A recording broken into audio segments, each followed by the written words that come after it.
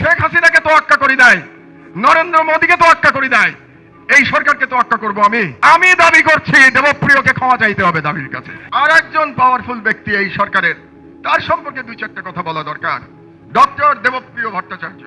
Doctor Debapriya Bhattacharya এই সরকারের parallel finance minister. একজন আছেন ডক্টর সালাউদ্দিন, তিনি হচ্ছেন নামে উপদেষ্টা, আর প্যারালাল এবং more powerful is doctor Debapriya Bhattacharya. কারণ দেখলাম আমরা যে প্রফেসর ইউনূস সাহেব যে আমেরিকাতে গেলেন, তার সঙ্গে সফর সঙ্গী হিসেবে সালাউদ্দিন সাহেব যান নাই, সফর সঙ্গী হিসেবে গিয়েছিলেন ডক্টর দেবপ্রিয়।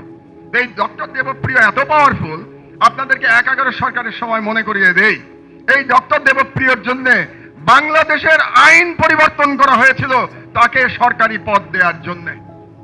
আপনারা ভুলে যান, ওই যে বলি না বাঙালি মুসলমান বড় তাড়াতাড়ি ভুলে যায়। এই doctor Debapriya was a beneficiary of 111 government, ভুলে গেছেন আপনারা সবাই। তাকে বিদেশে চাকরি দেওয়ার জন্য ফরেন মিনিস্ট্রিতে বাংলাদেশের আইন রাতারাতি বদলানো হয়েছিল। কি আইন বদলানো হয়েছিল আমি বলতে চাই না, এটা ব্যক্তিগত, আপনারা জেনে নেবেন, কিন্তু আইন বদলানো হয়েছিল তাকে সরকারে দেওয়ার জন্য। আজকে সেই দেবপ্রিয় অনেক পাওয়ারফুল। এই দেবপ্রিয় 2005 সাল থেকে পুরো ১/১১ সরকারের সময় বাংলাদেশে ইন্ডিয়ান করিডোর দেওয়ার জন্য তিনি প্রতিদিন ক্যাম্পেইন করেছেন। বিদেশিদের টাকা নিয়ে প্রতিদিন সেমিনার করেছেন তিনি, যাতে বাংলাদেশে তথাকথিত করিডোর, তথাকথিত ট্রানজিট দেওয়া হয়।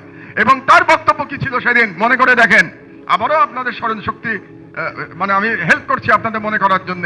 তিনি এই বয়ান ফেরি করতেন যে ট্রানজিট দিলে পরে ট্রানজিট থেকে আমরা যে শুল্ক পাবো, সেই শুল্ক দিয়ে বাংলাদেশ সিঙ্গাপুর হয়ে যাবে।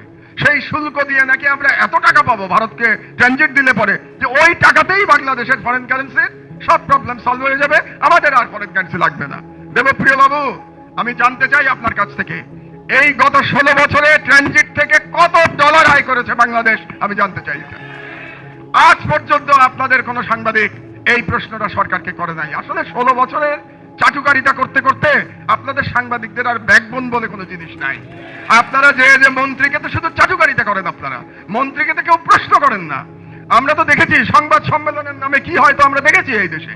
সুতরাং আমরা আজকে যদি আমার দেশ থাকতো, আমি বলে দিচ্ছি আপনাকে, আমার দেশ এতদিনে দেবপ্রিয় বাবুকে জিজ্ঞেস করতো দুটা প্রশ্ন, যে আপনি আমাকে হিসাব দেন যে আপনি যে ট্রানজিটের পক্ষে ওকালতি করতেন, সেই ট্রানজিট দিয়ে আমরা কত টাকা আয় করেছি, কত ডলার আয় করেছি। এক, সেই আয় যদি যত সামান্য হয়ে থাকে, আমার যেটা ইনফরমেশন, সেই আয়ের নাম মাত্র নাই বললেই চলে, তো সেই আয় যদি যত সামান্য হয়ে থাকে, তাহলে আপনি যে আমাদেরকে তখন স্বপ্ন দেখিয়েছিলেন যে ট্রানজিট দিলে পরে বাংলাদেশ কি বলে সিঙ্গাপুর হয়ে যাবে, তাহলে তার জন্য কি আপনি ক্ষমা চাইবেন জাতির কাছে?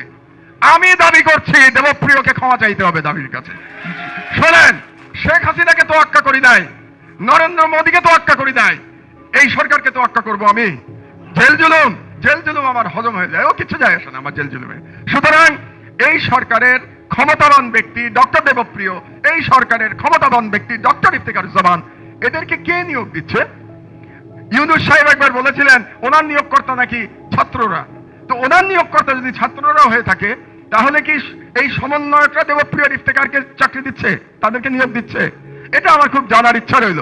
আর এটা যদি না জানে, তাহলে সমন্বয়কদের যে সকল প্রতিনিধি এখানে আজকে উপস্থিত আছেন, তারা যান দেবপ্রিয়র সাথে বসেন এবং আপনারা দেবপ্রিয়কে জিজ্ঞাসা করেন যে ট্রানজিট নিয়ে আপনার ভূমিকা কি ছিল।